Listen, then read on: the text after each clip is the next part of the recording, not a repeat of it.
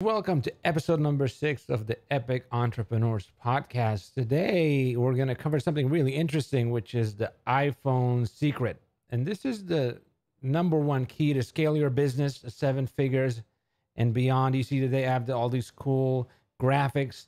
And if you're listening to the podcast, you can see the graphics on YouTube. But if you're just listening, I will guide you along and I will describe what you're seeing. So today on this podcast, I want to go over the iPhone secret. What is the key? How do you take a normal business, right? A normal business, and it might be your business, it might be a business you're going to start, and turn it into a 7-figure business, really like $1 million business, right? Because what separates these normal, you have these businesses, one business does so amazing and another business really struggles. And if you think about it, that's what happened with the iPhone, right? The iPhone, and that's what we're going to talk about in the secret of the iPhone. So let's jump into that, okay? Let's jump into that. So the secret of the iPhone, think about it. The iPhone, it came out of nowhere, right? It just came out of nowhere, and suddenly it became the number one phone in the world. And it happened so rapidly. It was so sudden, right? And here I have a graphics that shows all the phones that were before the iPhone. I don't know if you remember them, if you're old enough to remember all the older phones. But then the iPhone came about. And all the older phones, everything had a, dial pad and you couldn't, there was no touch screen. Maybe some of them had touch screens, but for the most part, it was all dial pads. And then the iPhone came about. And what the iPhone did was there was no dial pad, right? There was no dial pad. Everything was on the screen. And what that did is people could now just input stuff very much faster, right? They can interact with things, and just move things around and swipe and do all this stuff. And when it did that, it just became so explosive, right? So what made it so successful? But what was the key? And that's what we get to hear. What was the key that made it so successful? And what is the secret that you can apply in your business? And this is what the key is. What happened was that the iPhone, it met people's needs, right? It met people's needs, and people, they instantly liked it, right? But this is the thing, is that before the iPhone, nobody was thinking of the iPhone, right? And this is the critical point, and you really want to pay attention to this, because this is the critical key that determines whether your business is 6 figures or 7, if your business is highly profitable or not. The key to a insanely successful business is discovering your customers' hidden desires, right? Hidden desires, and connecting them to your offer. That's what the iPhone did. People had all these desires. They wanted things faster, better, smoother. They wanted more things, right? And the iPhone gave them that. It gave them all these new things.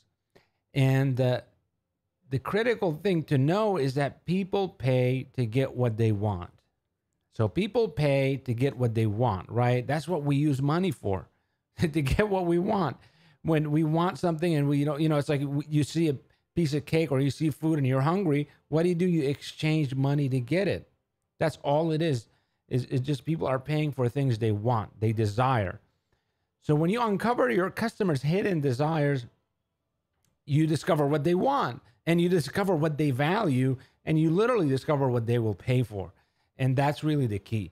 So, and one important thing, I mentioned it, but the want is hidden, and you need to uncover it. And when you uncover it, and so you might be wondering, okay, Mike, great. How do I uncover this, this massive value, this hidden kind of treasure that my customers, that is in my customers, I could provide it for them. They would give me a lot of money for it.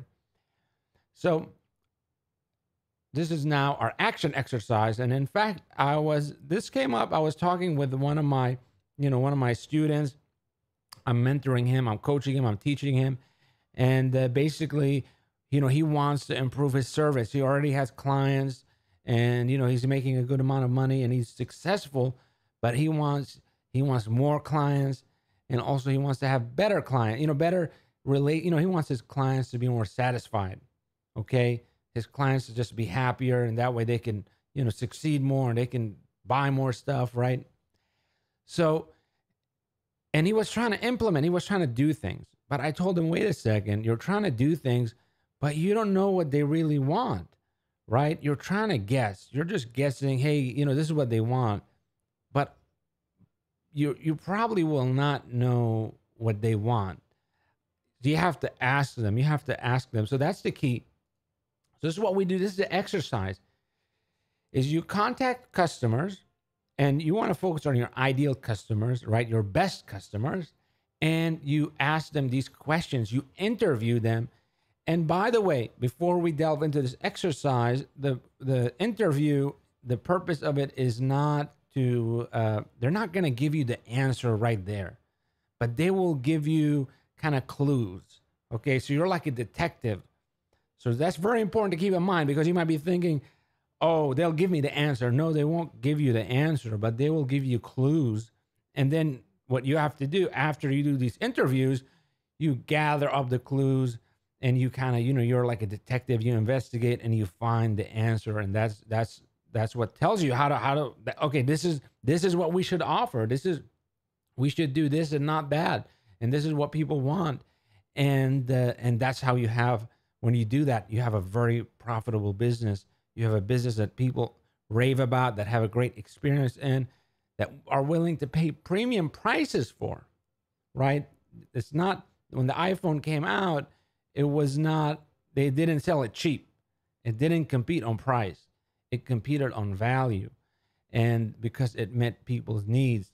So that's what you want to focus on. What do people want? And then you craft your offer, right? Your business to meet their needs. And I know maybe you've heard it in a lot of different ways. And I'm reminding you of this, and at the same time, making it very practical. Okay. So here's how we made it practical. One thing to ask is, what is your goal, right? And so here, this is specific more to a service type of business, consulting or coaching. That's most relevant to. But what is it that they want, right? What is their goal? Second thing is, what are you worried or concerned about? So that's the fear or the anxiety, right? This is like, oh my God, I want to, do this, but I'm worried about this. I'm afraid this will happen. What if that happens, right? These are the anxieties and fears and hesitations that, we have, right? In association, we have a desire, a goal, but then we have these hesitations. It's important to know that. One of the things with the iPhone that it solved, a lot of people, they wanted to use technology, right? They saw technology and the benefit of technology, but they were hesitant to use it. They were afraid of all the complications, right? They were like, I don't know how to do it. What if I do it and I mess up? What if, so, and the iPhone, it solved that problem for people by actually simplifying. It removed, the difference between Windows and Microsoft, not Windows and Mac OS, right? And Apple. Microsoft was created more for nerds, just was more nerdy, and you could customize stuff. It was technical, right? But then Apple came about, and they were not about technicality. They were about usability, right? They wanted to make it usable. So they discovered that was the hesitation. That was a fear that people had. I want to use computers, but I'm worried I don't know how to use them. So they solved that. They were like, look, it's simple. We simplified it for you. It's one, and the mouse, they had just one button for the mouse. So very important question to ask your customers. What are they worried about? And then another question is, what would you like to do? Right? What would you like to do? And this is different than the goal, because maybe somebody's goal is like, I want to make $1 million, right? But we're not asking what do they want to achieve. We're asking them what would they like to do, right? Because maybe somebody's like, I want to make $1 million by writing a book. I love writing, or by speaking, or by having a podcast, right? Or whatever it is. So what would they like to do, right? What is it that they would feel enjoyable? Another question to ask is, how well do you know our product or service, right? Because oftentimes your customers, they really don't know, and a lot of this especially is from my conversation with my student from this week. But basically, he offers this amazing features. He has his program is just, he has so many features. He does so many things, for his customers, right? But the problem is that they are not aware of a lot of the things he's doing, right? And because they're not aware of it, they don't value it. So that's very important to see how well aware of the features are they, right? Because maybe it's just a problem of lack of communication, lack of clarity, right? They can solve their problem, but they don't know that the solution is right there. They already have the solution. Or maybe it's something they already know about it, but they don't want it, right? So, and then it means we have to change it. So, how well do they know our product or service? Another question, very important question, and these are really critical questions. These questions, they're for marketing research. If you're doing any kind of advertising, copywriting, anything, messaging, communication, these are the critical questions to ask.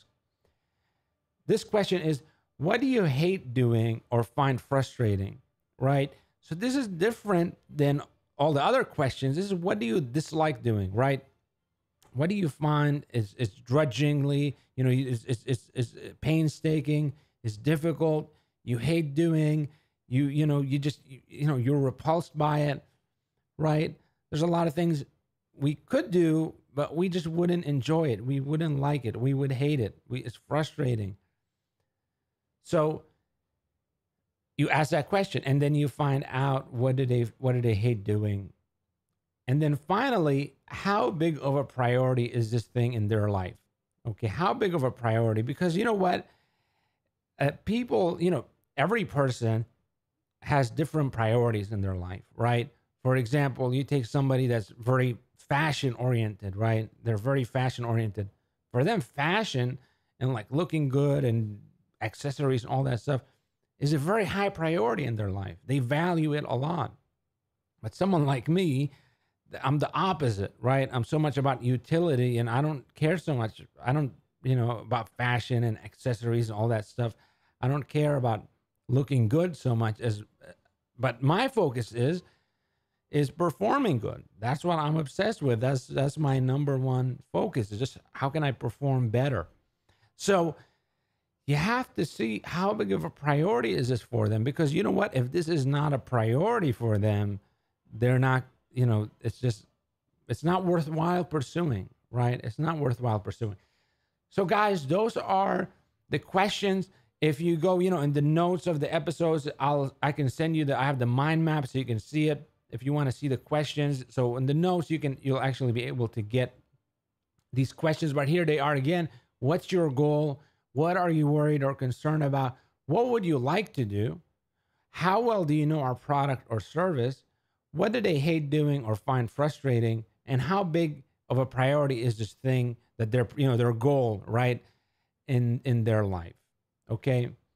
So they're not in any particular order, in case you're wondering. Okay. So that's it, guys, for this episode.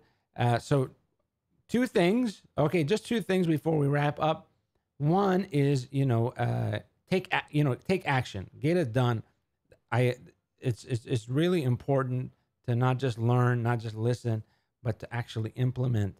And so schedule a time to do this, to do your interviews, or schedule or create a survey online even, and send it out to your list, send it out to your customers. Get some data. Trust me, that will help you make so much progress. Okay, guys. And the second thing is just keep the conversation going. This episode, I do these podcasts and these lessons or whatever you want to call them. Half of it is me, teaching something, sharing something that I discovered, something that I learned. But then the other half is for you guys. Ultimately, this podcast, these episodes are for you guys. So let me know how you're liking them. Let me know, if what you're thinking, how you're going to implement them, any questions you have. Let me know in the comments. So keep the conversation going, guys. Okay. So that's it. Mike Cabana here, and I'll see you in the next episode.